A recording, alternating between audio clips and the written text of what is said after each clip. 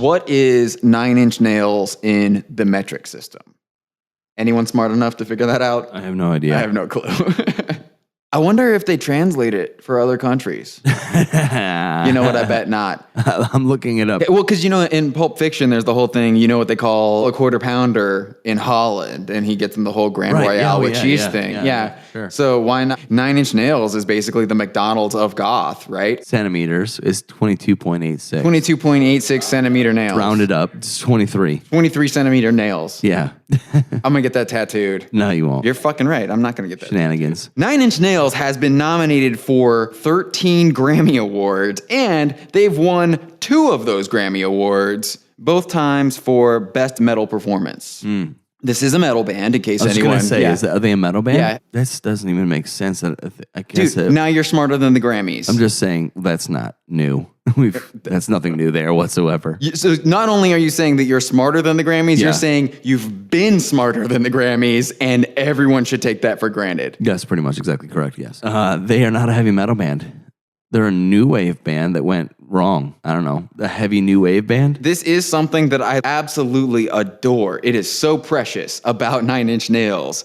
This is a band much like Ministry, where it started off as one thing. Yeah. Very briefly, it was this one thing. Yeah. But we need to do an episode on Ministry. Well, let's just talk about Ministry now. Because if you listen to old Ministry, you would not in a million years recognize it. It is like 2 completely different bands existed. Because it was good. They were a good band. Yeah, and they were a new wave band. And then they decided to become a bad band. Right, yeah. And America rewarded them for that. And then Trent decided he loved Ministry and wanted to make another Ministry. Mm-hmm. Ministry Junior. So what happens, for people who don't know, is both of these musical projects started off very briefly as one thing, became another thing, and got super huge. And no one involved wants to acknowledge how it got started. If you go to the 9 Inch Nails Wikipedia page, do your little Control F thing to search for words on the page, just search for new wave, and you will not find that term anywhere on the page, which is hilarious. I feel like if Trent Reznor got therapy for all of his angstiness when he was younger, 9 Inch Nails would just be a New Order cover band, but he didn't get therapy, so now they're a Ministry cover band. Here are some other bands that I think we could say were influences of the first incarnation of 9 Inch Nails. The Cars. Duran Duran. Peter Murphy. Culture Club. If anyone doubts this, if you have a 9 Inch Nails tattoo and you think that I'm just lying to you, go ahead and get on YouTube. You're going to want to just search, I don't know, like early Trent Reznor. And there are some pretty great, what look like public access television performances of the band that he was in before 9 Inch Nails. We could be changing lives right now and not even know it. I mean, that's the whole reason I wanted to do this. This is exactly why we're here. I can't remember where I found it, but I have at home on my computer right now, because it is so hilarious, the original recordings of many of the songs that ended up on Pretty Hate Machine. I believe this collection of songs is called Purest Feeling, in case anyone would try to track that down. I would encourage you to do it. Comedy gold. Was this before or after he did the DVD thing? Remember, so I forgot to look it up. He put out that video, it was like a DVD, and it got banned, and it was like this super underground thing. I have no idea. He made like a music video or something. Are you talking about the video that the FBI thought was a snuff film? Could be, yeah. That sounds right. Yeah, this would have been after 9 Inch Nails started, and they made a music video where part of getting a shot was they attached a camera to a balloon and had it go up into the air while he was laying on the ground looking like a corpse, But the problem is the way they had this balloon tethered came undone the first time, and so the camera just got launched up into the atmosphere, went off into who knows where like a weather balloon. Some farmer finds it, watches the tape, and thinks that he's found dead. Crazy murder film, and they turn it into the FBI. But this could just all be horseshit, like how fucking that's way more than goth bands come up with all this shit. That's way more than my wife told me, and she's a pretty serious 9 Inch Nails fan. I'm not, but I'm a professional, so I find the information. That sounds like bullshit to me. So find these demos of the Pretty Hate Machine songs. Go ahead, just like do that into the microphone, like way louder than you're doing it right now, because it's great. The song Sanctified in particular, get these versions of these songs, throw them on at a party sometime, And it's amazing looking around the room and watching people realize that they're hearing something that they're very familiar with, but they haven't heard it like this. Who fixed the songs? Well, I don't know. I mean, like, as far as the way they originally sounded, I think sassy would be a good adjective to apply. Very. Okay, real quick. My wife is a huge fan of Nine Inch Nails, and I love my wife very much. Dude, we get it. You're married. Yeah, I am married. But she said you have to listen to Something I Can Never Have, the initial version, because he goes like, woo, woo, like that. That's what she said. I don't remember that, but... Yeah, I don't know. Even know how you would find the original recording. I don't know, but she had her ways. There are ways. She was mocking it. As much as we've talked in previous episodes about how this or that band is really just one or two people in the band who are the only ones who do anything, there's no question that Nine Inch Nails is just Trent Reznor. 100%. I don't think there's anyone who would dispute that. Well, they've had something like between 30 and 40 members in the band over the years. I was going to guess 90. The only consistent member. Well, yeah. Is Trent Reznor. These are just employees. So He's just hiring them. It's the Trent Reznor band. Yeah, the Trent Reznor band. Yeah. It will forever be referenced as the Trent Reznor band from now on. One more thing before we get deep into this. I don't want to see anyone say that Nine Inch Nails is not anyone's favorite band. I'm so fucking sick of this. Every time we post an episode, someone's like, dude, Nine Inch Nails. Nine Inch Nails is absolutely a shit ton of people's favorite band. They're one of the biggest bands in Absolutely. Especially like now that rock music barely even exists. This is one of the biggest bands that will bring a guitar onto a stage in America in the year. And draw a huge crowd. Massive.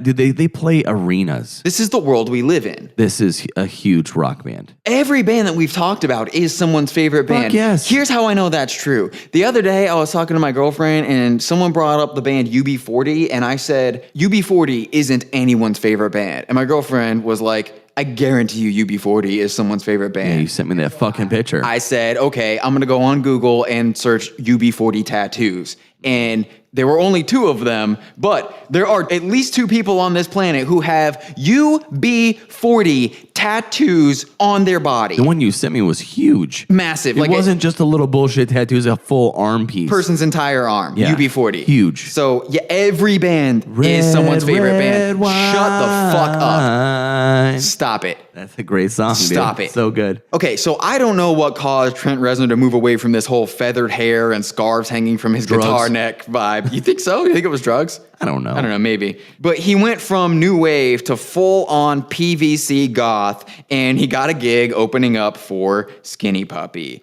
This is now the Nine Inch Nails that everyone knows.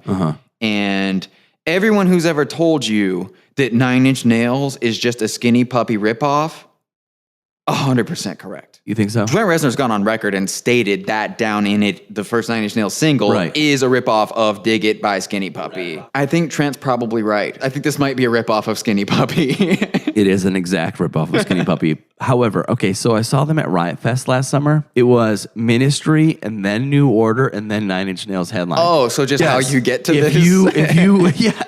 If you I wish it was so perfect. And then he says, you know, it's such an honor to get to play in between 2 bands that were so influential in my music. Yeah, because you just ripped them both off. You're headlining over 2 bands that you just completely ripped off to make Nine Inch Nails. After watching Ministry and then literally watching New Order and then watching Nine Inch Nails, I was like, holy shit. Nine Inch Nails is the perfect marriage of New Order and Ministry. And Skinny Puppy for sure. But Nine Inch Nails really is the McDonald's version of this music. Imagine when McDonald's came along, everyone else who had already been pumping out cheeseburgers, you know, in their family restaurant for like 30 years. What the fuck? How is this now a $1 billion business? I've been doing this for, that's everyone else who was doing this, and then Nine Inch Nails comes along. And then he was like, it's because he's sexy. He's a little fuckable goth teddy bear. He was infinitely more pretentious than both. I can't listen to Pretty Hate Machine without feeling like I'm in a goth club in Amsterdam and Blade's about to run in there and start cutting up vampires. Why? Because that's what this album smells like, shiny black rubber underpants. You didn't listen to it, did you?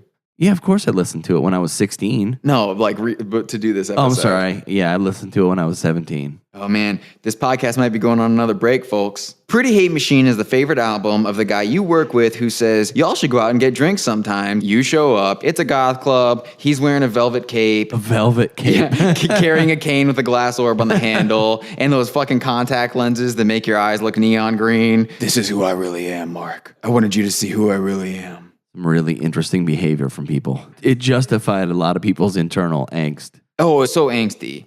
Something I like to think about sometimes is what if stereo technology had never been invented and everything was just in mono, like what bands would never have become a thing? There's no way in hell Nine Inch Nails exists in mono. No. This whole album, it relies on so much panning and like real fast stereo effects. And I mean, this is basically just the sound of modern studio technology in the hands of a daywalker. That's it. I feel like it would be pretty funny to go back in time in my time machine that I reference all the time and watch him just sit there. I feel like he's sitting there with like the fade slider. Okay, he's just like going as fast as he can. He's like fucking just like, look how fast this is. This is all just a dude fucking around in a studio. That's all that this really is. I have to skip ahead for a second. We can go back and come back to this.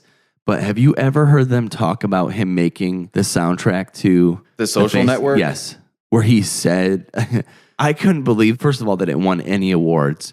That anybody thought it was fucking brilliant after he literally does an interview and he goes, yeah, I would just walk in the studio and I would like push my finger on a key and I would just hold it.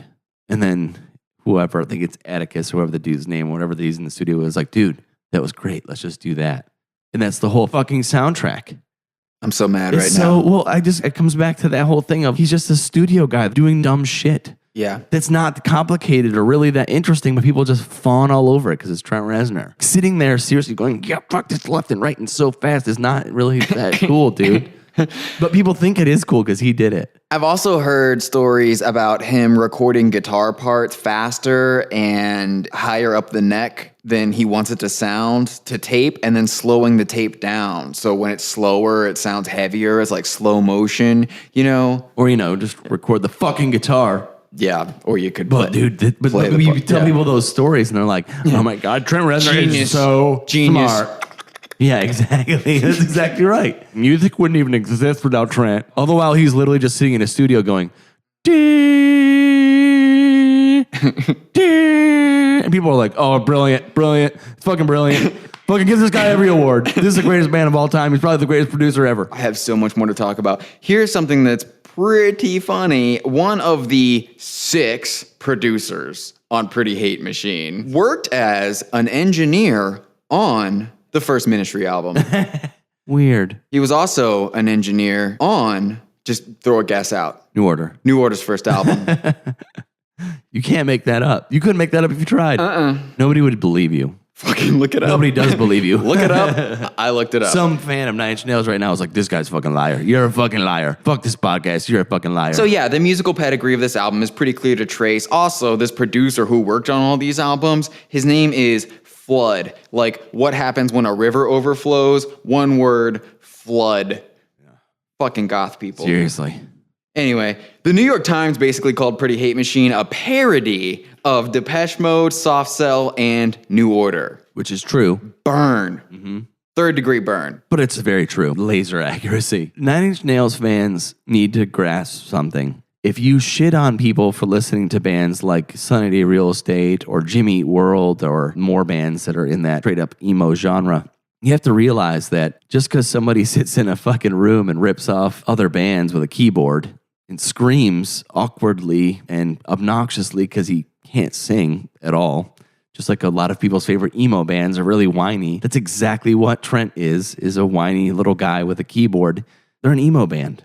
He writes emo lyrics about his emo life. That's just the truth. So I knew that you were going to want to say that. And I also know that there are just a metric shit ton of music nerds out there who can't wait to jump all over your sack for saying that. I welcome you to my sack. But you're my boy, and I got your back. I pulled some lyrics for you. Yeah, here we go. Can't wait. This is the song, That's What I Get, from Pretty Hate Machine. And I would love it if anyone out there wants to record an emo cover of this song and send it in to us. I promise I will use every platform at my disposal to get it heard. This is free advertising for probably this is a launch pad for your career. Probably your shitty band. But you know what? I'll do it. Here are the lyrics. Just when everything was making sense, you took away all my self-confidence. Now all that I've been hearing must be true. I guess I'm not the only boy for you. How could you turn us into this after you just taught me how to kiss you? I told you I'd never say goodbye. I'm slipping on the tears you made me cry. Come on. But that's what I get. Why does it come as a surprise? To think that I was so naive. Maybe didn't mean that much, but it meant everything to me. So all I can picture while you're doing this, I barely made it through that. Some kid with like Jankos on and an oversized t-shirt and maybe a ball necklace crying in a Taco Bell bathroom somewhere because a girl just broke up with him and he's listening to Nine Inch Nails. Just when everything was making sense. Yeah, that's if somebody sang it that way, Nine Inch Nails fan would go, "This is fucking stupid. Can't believe this is so whiny." But a fucking whiny Trent Reznor does it over a edgy fucking piano riff or something. Man. But if they're not an emo band, man, I can't believe you would say that about my favorite band. They're not emo, okay? I've heard Saves the Day songs that are less emo than that shit. For real. Oh, boy. He said, what about the song where he says he wants to fuck people like animals? That's not emo. Next, Trent decides to be a total fucking weirdo and record music in the house where Sharon Tate was murdered. Yeah, that's right. The Downward Spiral is an album that came out of this. This is supposed to be a concept album about a suicide attempt, so I'm real not clear here about how Sharon Tate being murdered ties into a concept album about some dude getting all suicidal. If you're gonna be a fucking weirdo, at least do it right. I don't know. I think it's weird and creepy. But that just plays into the story. You know what I mean? I think that's just another level. Nine Inch Nails relies very, very heavily on production. Live. Anytime he doesn't get his production and he goes out on stage and he's like, fuck this and fuck you and blah, blah, blah. Anytime a band relies on a story, something stupid like that, it makes me question their musical abilities. You're just trying to figure out a way to get people to talk about it. It's like a marketing thing, in my opinion. That's all it is. Here's something that I like to think about when I think about live production with a band. And this is always happening inside at night in a dark room. What would this band do if they had to play outside in the daytime? Yeah. I like to think about that a lot. And one of Nine Inch Nails' most legendary performances is at one of those fucking 90s Woodstocks. Yeah, they have to cover themselves in mud. They had to cover themselves up with mud. Yeah. Fucking come out there looking all fucking crazy, start a mud fight with the audience. Yeah. It's really interesting to me that they can't just go out there and play. It's true. One time I saw him, the thing that they had was actually really cool, but it turns out that if you had a laser pointer, that it interacted with the screen, because that's basically what he was doing. He had like the screen that's light and he would like erase the screen. It was pretty cool to watch. But at one point, somebody in the crowd must have had a laser pointer and they were interfering with it. And he actually said, like, if you were standing next to someone with a laser pointer, punch them in their fucking face. And I remember thinking, oh my God, I don't know if he realizes what he's saying. Yeah, I mean, that's definitely illegal. His fucking fans will fucking murder somebody. Yeah. Some guy with a laser pointer that wasn't even, or he had something that looked like a laser pointer, was probably getting his ass kicked in that show. Man, vape pen will get you fucked up Absolutely. at a Nine Inch Nails show. I was like, what if somebody just misconstrued somebody to have a laser pointer? They're like missing teeth now or some shit. Trent Reznor has cited David Bowie's Low and Pink Floyd's The Wall as influences on the Downward Spiral. Great. First of all, how dare you bring David Bowie into this? And second of all, yeah, the Wall thing makes sense. Yeah. Because this album is just fucking exhausting to listen to, just like The Wall. It's impossible. It's impossible. I haven't listened to it beginning to end in a long time. I don't know, honestly, if I've ever. It's really difficult to get all the way through it. And I don't say that it's exhausting because of any sort of emotional reason, you know, like it takes a toll to experience the album or anything like that. I say it's exhausting because there's way too much going on the entire fucking time. For way too long, there's honestly so much happening at any given moment that it's pretty difficult to stop and like pick individual things out and say, this sucks and that sucks, you know? But listen to this song called Ruiner and check the butt rock guitar solo in the middle of that thing. There's just a straight up weird fucking, and it's not played well. It sounds like Trent is just trying to play a winger guitar solo or some shit. This album is just the fucking kitchen sink. There's also a song called Reptile that has a sound on it that so resembles a movie dinosaur sound that I felt like I needed to go look up when Jurassic Park came out in relation to this album. album. See if it was an influence in the album. Jurassic Park came out the year before this album. It is really not that crazy of a suggestion to say that Trent Reznor went and watched Jurassic Park at some movie theater in LA, then went back to the house where Sharon Tate was murdered and made a stupid ass mall goth song. I love that movie. It influenced my music so much. That's America summed up in a sentence.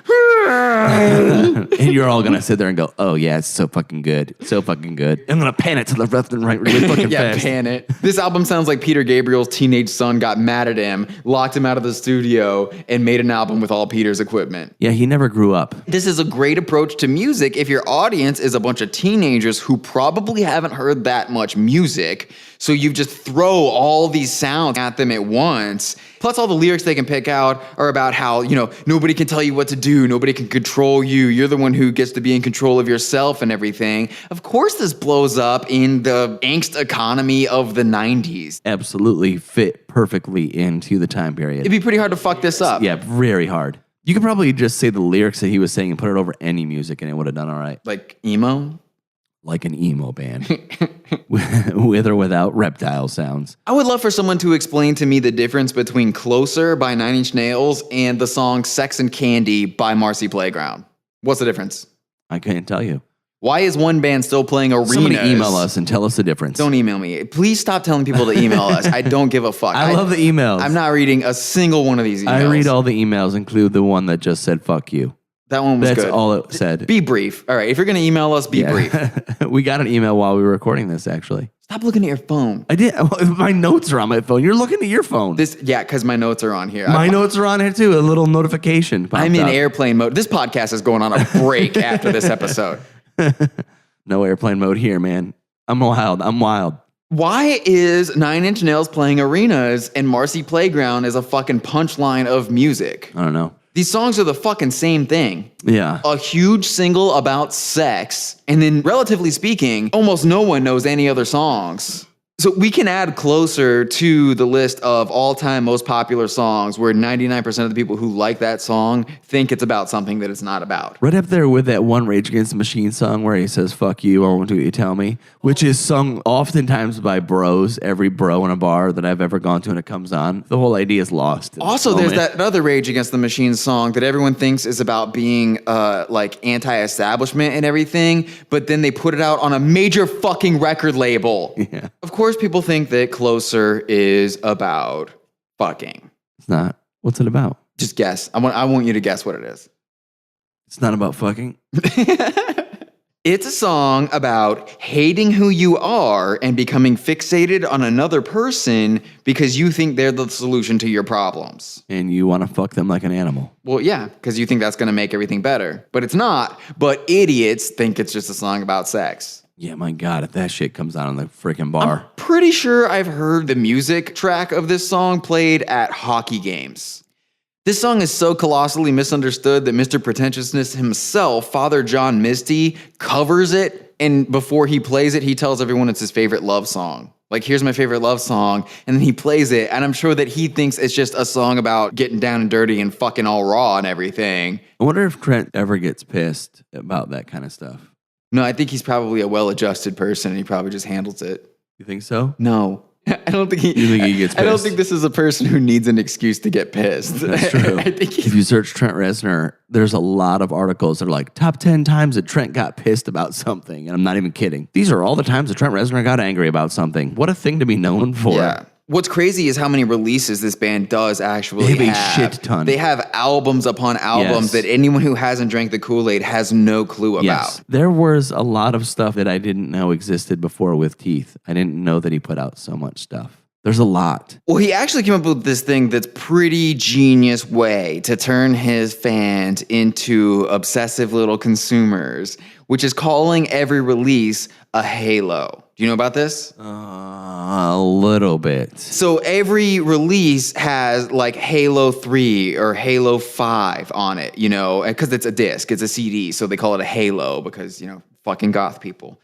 And so this is Halo 3, this is Halo 5, and if you don't have Halo 4, then you feel like a shitty fan, right? This is how you turn people into completists. I mean, I want to be clear, there's absolutely no reason to do this unless you're trying to make people feel inferior for not owning everything. And this is old school marketing, by the way. This is make your demographic feel like they're a total piece of shit if they do not acquire your product. Yeah, they don't have the complete collection. Old school You don't marketing. have Halo number 3? Oh, weird. I do. What was the one, what was that thing that they released that they sent it out in like the charcoal covered envelopes? Oh, yeah, that I can't remember what it was, but it was What a dick. I was reading some of the people's stories about opening it. Post-anthrax scare, by the way. Yeah. I was like, what would motivate someone to do that? What's the truly motivation unless you hate your fans?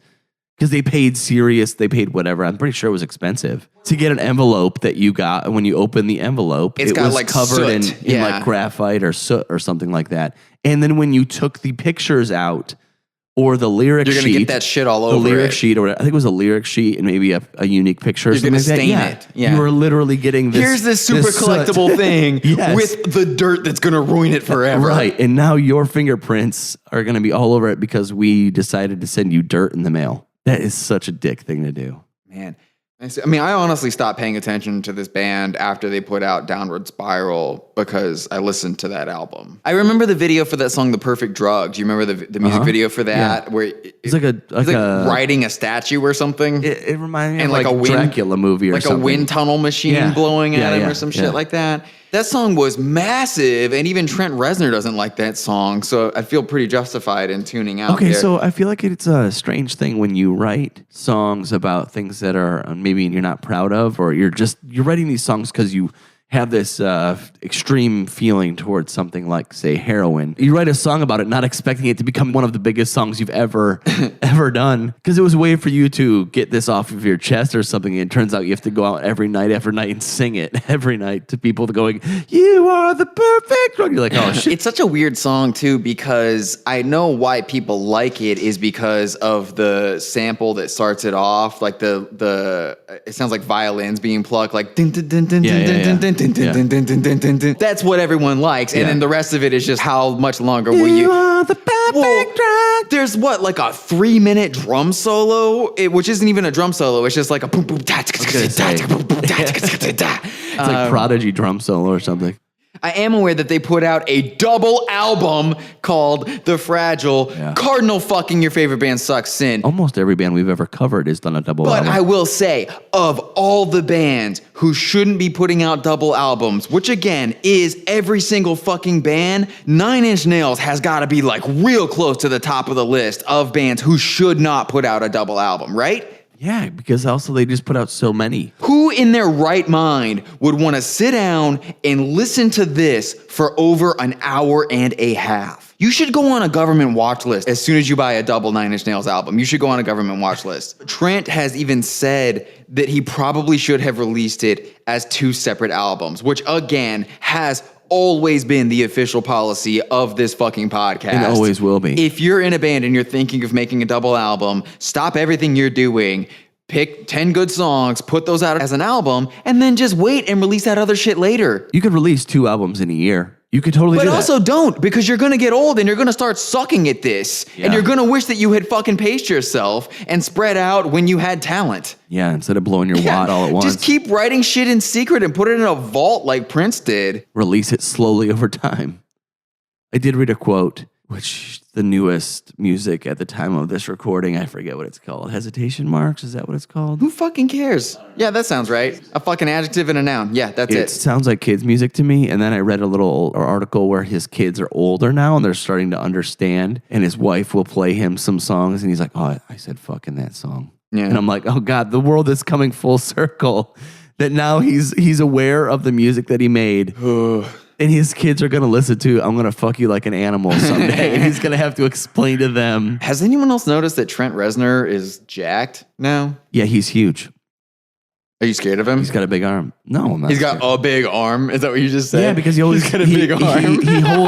Well, he specifically holds the microphone while he's like flexing. Have you ever seen the pictures of it? He's holding it like this, so he's got just like he's like flexing his arm the whole time. This is why we need a GoPro so everyone can see what we're doing right Or now. even if he has two hands on it, he's flexing both arms the whole time. Yeah. It seems like at some point his arms are gonna like stiffen up for some reason and he's gonna swallow the microphone. It's gonna like, because he's holding it so tight right by his face. It wouldn't shock me one day if they're like, Trent Reznor was rushed to the hospital to remove a microphone from his mouth because he was so angrily holding it to his face. Because, I mean, when we're talking skinny, young Trent, all fucked up and singing sad lyrics and stuff, I buy it because he looks like someone who Silly, sad young man. could very easily get the shit kicked out of him. Mm-hmm. Covered in mud at Woodstock, he still looked like a skinny little tiny guy. It's way less convincing to have these lyrics come from a dude who is just jacked. Yeah, sure. So here's something funny. I'm not going to say who it was, but I remember when a musician got hired to be in the Nine Inch Nails touring band, and they told him, give us a list of all the gear that you like, and we're going to buy 10 of everything because we want you to destroy it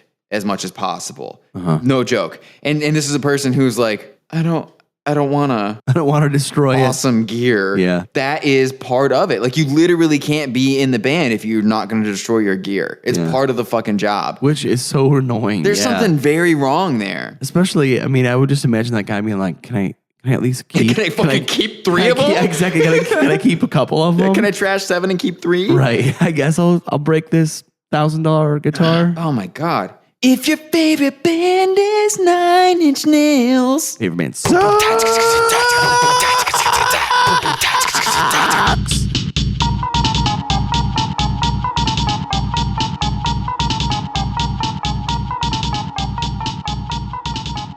You're welcome for another emo bashing episode of Your Favorite Band Sucks.